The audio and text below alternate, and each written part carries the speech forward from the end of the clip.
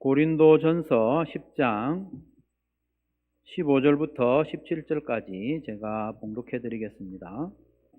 나는 지각 있는 사람들에게 말하듯이 말합니다. 내가 하는 말을 판단하십시오.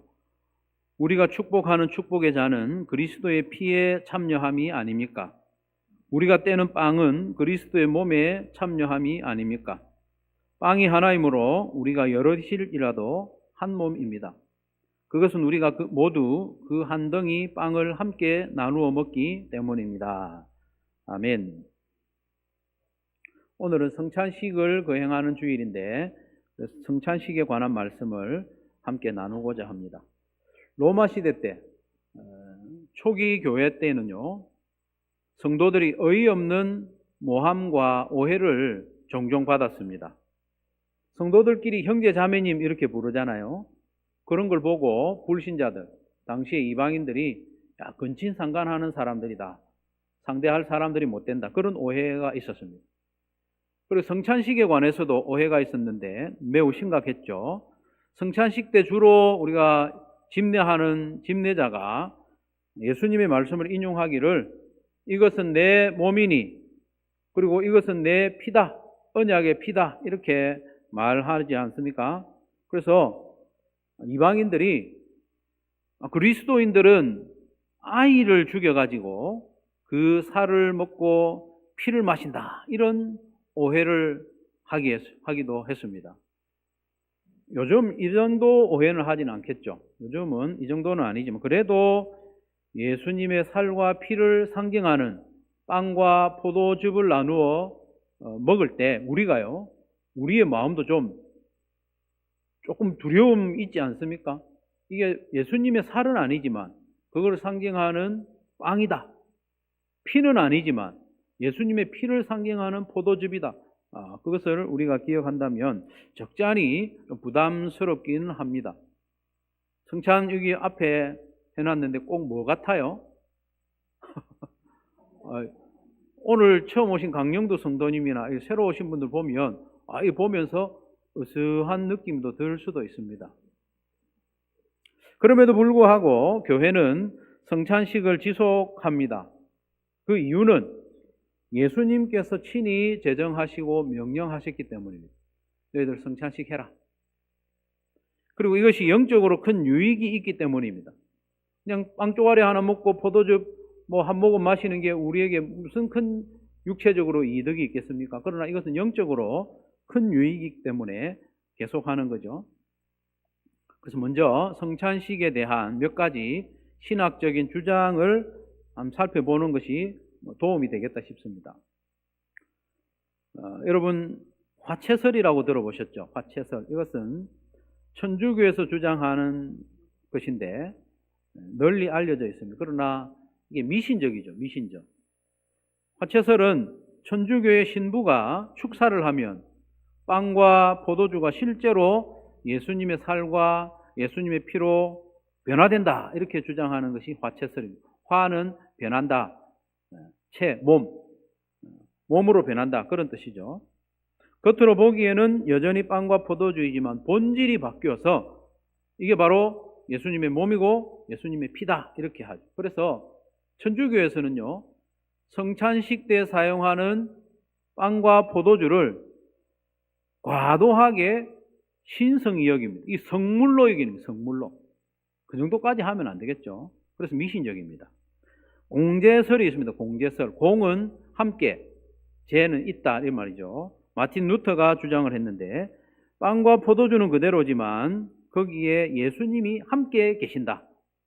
여기에 함께 계신다. 공제. 그래서 가톨릭의 화채설, 이게 미신적인 요소를 완전히 제거하지 못한 아쉬움이 있죠. 세 번째로 쯔빙글리가 주장한 기념설이 있습니다. 이건 그냥 단순히 빵이고 단순히 포도주야, 기념하는 것이야, 기념, 그렇게 하기도 했습니다. 그러나 그것이 가톨릭의 화채설의 미신적인 요소는 없앴지만 성찬의 영적인 의미까지 너무 축소시킨 아쉬움이 있죠. 우리가 받아들이는 영적 임재설, 칼빈이 주장한 것인데요. 영적 임재설, 웨스트민스터 신앙고백서 29장에 보면 칼빈의 영적 임재설은 그리스도가 빵과 포도주에 임하는 건 아니지만, 이게 자체에 임하는 건 아니지만은 믿음으로 성찬에 참여하는 성도들에게 그리스도가 영적으로 임하신다. 빵에 임하는 게 아니고 믿음으로 받는 우리에게 임하신다. 그렇게 주장을 합니다. 우리 고신교회와 대부분의 건전한 장로교회에서는 칼빈의 영적 임재설을 받아들이고 있습니다. 가장 성경적이다. 미신을 배격한다. 이런 의미입니다.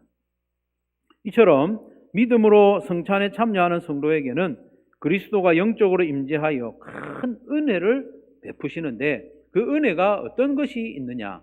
두 가지입니다. 첫 번째로 성찬식은 그리스도와 하나됨을 선언하는 겁니다. 그리스도와 하나됨을 선언하는, 이게 참으로 놀라운 일이죠.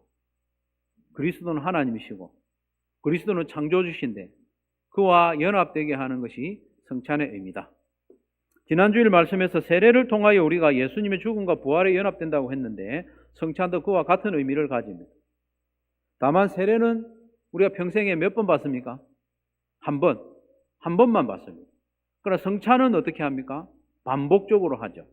그래서 우리가 성찬에 참여할 때마다 내가 그리스도와 연합된 존재임을 확인하는 것이 성찬 예식입니다. 반복적이고 지속적으로. 그래서 실제로 예수님은 그런 목적으로 성찬식을 제정하시고 너희들 계속 행해라 말씀하신 거죠. 16절, 우리 16절 같이 한번 읽어보겠습니다. 시작.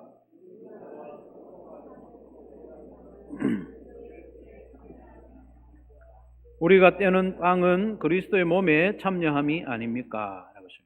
여기가 우리가 축복한다. 축복은 누구를 축복하느냐? 하나님을 대상으로 하죠. 축복한다. 유로기아. 하나님을 우리가 축복한다면 좀 말이 의미가 이상하잖아요. 그래서 감사하는 거예요. 유로기아는 좋다. 로고스, 좋게 말한다는 거. 하나님께 대하여 우리가 좋게 말하는 거, 감사하고 찬양입니다. 우리가 성찬을 받을 때마다 하나님께 찬양하고 감사해야 한다는 거죠. 성찬을 통하여 그리스도의 피와 몸에 참여한다고 했죠. 여기서 참여한다는 말은 여러분이 잘 아시는 대로 코이노니아. 쓸 줄은 몰라도 많이 들어보셨죠. 코이노니아는 우리가 아는 대로 교제입니다. 교제. 그런데 이 코이노니아 교제는요, 단순한 친교가 아니고 내어줌을 전제로 하는 교제입니다. 내어줌을 전제로 하는 교제. 예를 들면 우리가 며칠 앉아서 밥을 먹고 있는데 식당에 있는데 누군가 아는 사람이 식당으로 들어왔어요. 근데 밥이 더 없어요. 밥이 밥통에 더 없는 거예요. 그러면 우리는 어떻게 합니까? 십시일반하지 않습니까?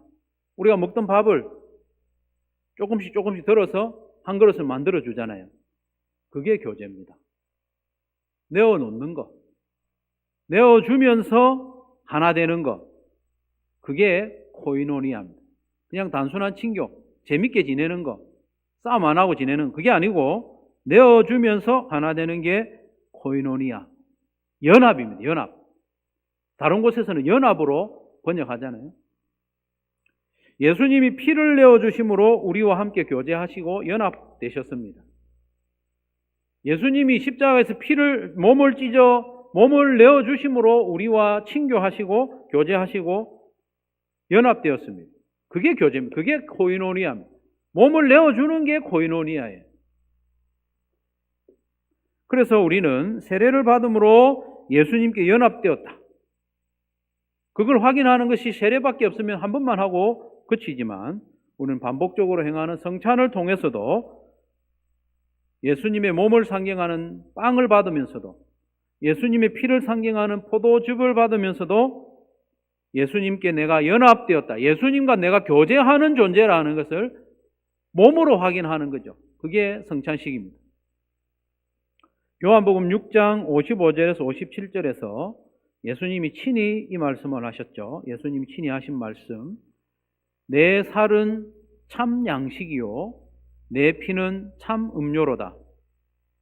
내 살을 먹고 내 피를 마시는 사람은, 이 성찬에 참여하는 사람을 말하죠. 믿고 성찬에 참여하는 사람들. 내 살을 먹고 내 피를 마시는 사람은 내 안에 있고 나도 그 사람 안에 있다. 이게 구원입니다. 이게 새 창조입니다. 이게 천지 창조의 목적이고 십자가 죽음의 목적입니다. 모든 성경의 목적, 종착점, 최고의 목적지 바로 예수님이 우리 안에 있고 우리가 예수님 안에 있는 이 하나됨의 관계, 이게 목적이에요. 살아계신 아버지께서 나를 보내셨고 내가 아버지 때문에 사는 것과 같이 나를 먹는 사람도 나 때문에 살 것이다. 예수님의 살은 참 양식이요 예수님의 피는 참 음료라고 했잖아요. 좀 무시무시하게 들립니다만은 예수님의 살은 참 양식이고 예수님의 피는 참 음료라고 하신 이 말씀은 예수님이 십자가에서 찢으신 몸과 흘리신 피를 상징하는데 단회적으로 우리를 구원하는 데서 그치지 않는다는 말입니다. 너희가 먹으라고 말씀하시는 것. 단회적이 아니고 구원하는 걸로 끝나는 게 아니라는 거예요. 여러분 한번 생각해 보십시오. 음식을 먹어요. 음식을 먹고 음료를 마신다는 것은 두 가지 중에 어느 쪽으로 많이 기울어져 있는지 한번 생각해 보세요. 음식을 먹고 음료를 마신다는 것은 죽은 사람 살리는데 더 의미가 깊겠습니까? 살아있는 사람 살아가는데 더 의미가 연관이 되겠습니까? 그렇죠.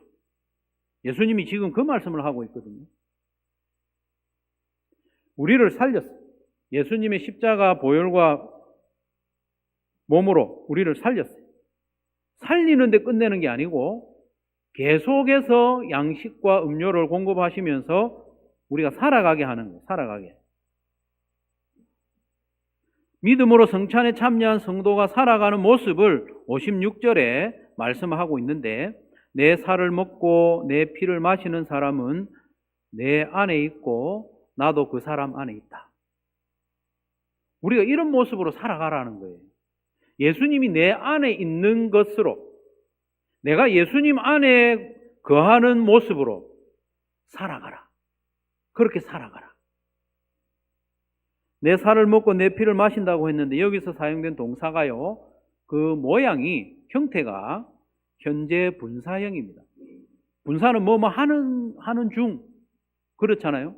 현재가 붙어 있으니까 헬라어에서 현재 분사형은 지속적이고 반복적인 의미를 가집니다. 그래서 내 살을 먹고 내 피를 마시라고 하는 것은 반복적으로 지속적으로 먹으라는 거예요. 성찬을 통해서. 그렇게 하면 예수님이 그 사람 안에 있고 그 사람은 예수님 안에 있는다고 했다는 거예요. 여기서 있는다는 말은 거한다는 말이거든요. 산다는 말이에요. 떠나지 않고 머문다 그 뜻이에요. 정확한 뜻은 그거예요. 떠나지 않고 머문다. 예수님이 우리 안에 계시면서 떠나지 않는데요. 얼마나 감사합니까? 내 행실에 따라서 예수님이 떠나신다고 하면 그 불안해서 어떻게 살겠습니까? 성도와 예수님의 하나됨을 얼마나 친밀한지 이어지는 37절에서 강조하고 있죠. 37절에서 살아계신 아버지께서 나를 보내셨고 내가 아버지 때문에 사는 것과 같이 나를 먹는 사람도 나 때문에 살 것이다. 예수님이 성부 하나님 때문에 살아가는 것처럼 우리도 예수님 때문에 살아가는 그런 관계, 그렇게 친밀한 관계. 사랑하는 성도 여러분, 성찬에 참여할 때마다 우리가 모든 면에서 예수님과 연합되었음을, 코이노니아, 교제하고 있음을 여러분 마음에 새길 수 있기를 바랍니다. 예수님이 우리에게 몸을 내주셨어요. 그럼 우리는 아무것도 안 드려도 됩니까? 우리도 뭔가 드려야 되겠죠. 뭘 드려야 되는가? 그건 두 번째 나오는데 좀 이따 보도록 하겠습니다. 우리가 얼마나 친밀히 예수님께 연합되어 있는가 하면 성자 예수님과 성부 하나님이 하나 된 것처럼, 일체로 계시는 것처럼 우리와 예수님도 일체가 되었다. 일체가 되었는데 일체가 된 것처럼 살지는 못하고 있지만은 어쨌든 우리는 일체가 되었어요. 예수님이 우리 안에 거하시면서 떠나지 않게 되었음을 믿으시기를 바랍니다. 믿으시기를 바랍니다. 우리도 그 예수님 안에 있습니다. 그러니 우리는 성찬의 빵을 받을 때마다, 포도즙을 받아 마실 때마다 이 빵과 포도즙이 내 몸으로 들어오잖아요. 우리가 빵을 씹어서 또 포도즙을 꿀꺽 마심으로써 이게 우리 몸 안으로 들어옵니다. 그와 마찬가지로 예수님이 이미 내 안에 들어와 계심을 믿으시기를 바랍니다. 그걸 우리 몸으로 느끼게 하기 위해서 빵을 먹고 포도즙을 마시도록 하시는 거예요. 글로만 읽는 복음이 아니라 눈에 보이고 우리 몸으로 경험할 수 있도록, 우리 감각으로 경험할 수 있도록 주신 복음이 성찬식입니다. 이 사실을 믿는다면 성찬식에 우리가 참여할 때마다 감사하지 않을 수 없습니다. 축복의 잔이라 했지 않습니까? 축복이라고 하는 것은 찬양과 감사라 했습니다. 율로기야, 하나님께 대해서 좋게 이야기하는 거예요.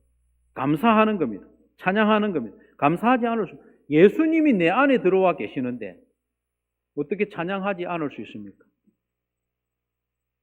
하나님이 내게 주신 어떤 다른 것으로도 우리가 감사하는 게 마땅하죠. 건강 주시면 감사하고, 또 기도할 때 기도에 응답해 주실 때도 감사하고, 내 심각한 문제를 해결해 주셨을 때도 감사하고, 내가 준비하는 일이 잘 되게 해주실 때도 감사하지만은 근본적으로 예수님이 내 안에 들어와 계신다는, 나와 하나 되신 그 관계로 인하여 감사하지 않을 수 없고 찬양하지 않을 수가 없는 거예요. 우리가 예수님을 영접한 이후에, 예수님이 우리 안에 들어와 계신 이후에 우리가 아무리 범죄를 해도 예수님은 떠나지 않습니다. 이게 복음입니다. 우리가 아무리 범죄를 해도, 내가 예수님을 영접한 이후에 내가 아무리 음란하고 교만하고 미워하고 원망하고 그래도 나를 떠나지 않으시는, 그러나 우리가 그렇게 범죄한 가운데 함부로 살아갈 때 예수님은 내 안에 거하시면서 마치 시궁창에 처박힌 듯이 얼마나 악취가 나고 구역질이 나고 그렇겠습니까? 그럼에도 불구하고 우리 예수님은 우리를 떠나지 않는다. 이게 복음입니다. 그러면 내 마음대로 살아도 됩니까? 지난주일에 말씀드린 대로 그럴 수 없습니다. 은혜가 더한 곳에, 죄가 더한 곳에 은혜가 더한다고 우리가 죄를 함부로 지을 수 없는 것이 아닙니까? 예수님이 내가 어떻게 살아도 떠나지 않는다. 그럼 내 마음대로 살지. 그렇게 할 수가 없습니다. 오히려 감사하고 찬양하는 가운데 내가 조금이라도 거룩한 삶을 살려고 애를 써야 하지 않겠습니까? 조금이라도 예수님의 사랑을 닮아가는 연습을 하며 살아야 하지 않겠습니까? 함부로 살지 말고.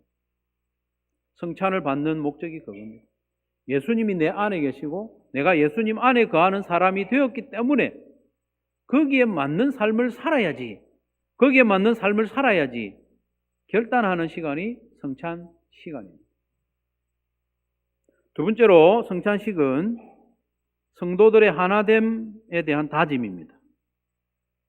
이게 우리가 예수님께 드릴 수 있는 헌신입니다. 교제입니다, 교제. 예수님이 그 몸을 우리에게 내어주신 것처럼 우리도 예수님께 뭔가 내드려야 되는데 성도의 하나됨으로 갚아야 됩니다. 성찬은 예수님과 하나됨을 선언할 뿐만 아니라 성찬에 참여하는 모든 성도들이 한 몸이 되었음을 선언하고 다짐하는 기회입니다. 17절 다시 한번 보시면 빵이 하나이므로 우리가 여럿일지라도 한 몸입니다. 그것은 우리가 모두 그 한 덩이 빵을 함께 나누어 먹기 때문입니다. 성찬에 참여한 성도는 모두 그 한 덩이의 빵에서 나누어 먹기 때문에 한 몸입니다. 물론 우리가 받는 성찬의 빵은 육각형 모양의 잘라 놓은 그것을 우리가 받지만은 이게 자르기 전에는 한 덩어리였어요. 또 우리가 큰 덩어리의 빵이 없기 때문에 여러 개를 또 나누어서 하지만 본래는 예수님이 제자들에게 떡을 떼어 주실 때는 한 덩어리에서 떼어 주셨다는 그걸 유념하면서 받으셔야 됩니다. 그런데 이 빵과 포도즙에 참여하면서 나는 예수님과 하나 되는 그것까지만 할래. 예수님의 몸과 피에 참여하면서 나는 예수님과 하나 되는 그것까지만 할래. 그 이상은 안 할래. 다른 사람하고는 나는 하나 안 될래. 피곤해. 내하고 안 맞아. 나는 예수님하고만 하나 될래. 그건 안 돼요. 그렇게 하기를 원하는 사람은 마치 이와 같습니다. 동전은 앞면과 뒷면 양면이 있는데 나는 앞면만 가질래. 그럴 수 없습니다. 앞면만 가질 수가 없어요. 지폐도 앞면과 뒷면이 있는데 나는 앞면만 가질래. 그럴 수 없습니다. 나는 저 사람과는 하나 되기 싫어. 저 사람과는 한 공동체 하기 싫어. 그것은 불가능합니다. 그 사람과 한 공동체가 되기를 거부하면 예수님과도 연합할 수 없습니다. 예수님과 그 사람과 함께 하나가 되든지 아니면 예수님께로부터도 떨어져 나가든지. 물론 우리가 예수님께로부터 떨어져 나갈 수는 없어요. 이론상 그렇다는 겁니다. 나하고 정말 안 맞는 사람이 있을 수 있어요. 그리고 나한테 상처를 자꾸 주는 사람이 있어요. 거북스러운 사람이 있습니다. 그런 사람을 자꾸 받아들이고 용납하고 하는 연습이 신앙생활의 본질입니다. 신앙생활은 다른 거 아니에요. 하나 되는 연습입니다. 그것이 예수님이 내 안에, 내가 예수님 안에 있는 삶이고 그것이 제자의 삶입니다. 내가 원수 되었을 때, 내가 아직 죄인 되었을 때 천벌을 받아 마땅한 나를 살리고 나와 하나 되기 위해서 예수님이 십자가를 졌지 않습니까? 그거 따라하는 게 제자입니다. 예수님의 제자가 어떻게 됩니까? 예수님처럼 사랑함으로 됩니다. 예수님처럼 용납함으로 됩니다. 예수님이 죄인인 나를 사랑해 주시고 하나 되기 위해 십자가를 지신 것을 따라하는 사람이 예수님의 제자입니다. 마가복음 8장 34절에 누구든지 나를 따라오려거든 제자가 되려거든 자기를 부인하고 자기 십자가를 지고 나를 따를 것이다 하고 있죠. 부인한다는 말은 부정한다는 말이에요. 분리한다는 말이죠. 베드로가 예수님을 부인했다는 말이 무슨 말입니까? 나 그분하고 관계없는 사람이에요. 그 사람하고 분리된 사람이에요. 그 말이잖아요. 근데 자기를 부인한다는 말이 무슨 말입니까? 자기의 모든 욕구와 감정을 다 부정한다는 말일까요? 그렇지는 않습니다. 주님께서 인정하는 욕구가 있어요. 우리 배고플 때 밥 먹고 싶죠. 목마르면 물 마시고 싶죠. 추우면 옷 입고 싶죠. 사랑하는 사람과 하나 되고 싶죠. 이런 것은 다 허락하는 욕구죠. 그럼 뭘 부정하라는 말인가? 뒤에 나오는 구절이 힌트가 되는데요. 십자가입니다. 십자가. 자기를 부인하고 자기 십자가를 지고 나를 따를 것이니라고 했죠. 십자가의 원리에 어긋나는 나의 감정, 십자가의 원리에 어긋나는 나의 욕구, 십자가에 어긋나는 나의 욕심, 이런 것들을 나에게서 분리해내라는 거예요. 떨쳐버리라. 그런 게 바로 미움 이런 거잖아요. 욕심, 교만. 우리가 밥 먹는 걸 주님께서 뭐라고 하시겠습니까? 그러나 내가 기어이 저 사람보다 더 맛있는 것을 내가 많이 먹어야지. 그런 마음은 안 된다는 거예요. 한마디로 십자가를 지는 것입니다. 내가 십자가를 지는 거죠. 예수님이 십자가에 달리신 것처럼 내가 십자가에 못 박히지 않으면 결코 다른 성도와 내가 하나됨을 경험하지 못합니다. 제자가 되지 못하는 거죠. 성찬의 빵과 잔을 받을 때에 나와 하나 되기 위하여 십자가에 달리신 예수님을 기억하시기 바랍니다. 빵을 받을 때, 잔을 받을 때, 이 빵은 예수님이 십자가에서 찢어지신 몸이다, 몸. 나와 하나 되기 위해서 예수님 몸을 찢으셨네. 예수님이 나를 살리기 위해 피를 흘리셨네. 그걸 기억해야 됩니다. 또한 기도해야 됩니다. 예수님이 죄인인 나와 하나 되기 위해서 몸을 찢으신 것처럼 또 피를 흘리신 것처럼 나도 내 마음에 들지 않고 가까이 하고 싶지 않은 그 사람, 내 마음을 아프게 하는 사람을 위해서 내 몸을 찢고 내 마음을 찢고 심지어 피도 흘릴 수 있도록 나를 도와주세요. 성령님 나를 도와주세요. 그래서 한 몸됨을 경험하게 해주시고 한 가족됨을 경험하게 해주세요. 기도하는 마음으로 성찬에 참여해야 하는 것이죠. 사랑하는 성도 여러분, 우리는 정해진 때마다 거행하는 성찬식에 참여하지만 이걸 가벼이 여기지 맙시다. 그렇게 하기에는 너무나도 깊은 의미가 있고 큰 은혜와 교훈이 있기 때문에 가벼이 여기면 그 은혜를 놓쳐버리는 거죠. 성찬식을 통해 빵과 잔을 받아 먹는 것은 내가 예수님께 연합되고 예수님이 내게 연합되는 그것을 기억해야 됩니다. 빵과 포도즙이 내 몸 안으로 들어와 영양분이 되고 구석구석으로 퍼지는 것처럼 예수님은 이미 내 안에서 거하시고 떠나지 않으시는, 음식물은 들어왔다가 역할을 다하고 나면 배설되지만 예수님은 결코 떠나지 않으신다. 감사하는 마음으로 성찬에 참여하시기 바랍니다. 감사하지 않을 수 없습니다. 찬양하지 않을 수 없습니다. 거룩과 사랑의 삶을 결단하지 않을 수 없습니다. 또한 성찬은 우리가 예수님과 하나 되었을 뿐만 아니라 성도들, 우리 모든 지체들과 하나가 되었음을 고백하는 것이죠. 거리껴지는 사람, 달갑지 않은 사람, 내가 십자가의 달림으로 하나됨을 이루어 나가는 그것을 경험하게 해달라고 기도함으로 참여하시기 바랍니다. 성령이 우리를 도와주시면 내 힘으로는 안 되지만 그렇게 될 줄로 믿고 참여하는 모든 성도들 되시기를 주님의 이름으로 축원합니다.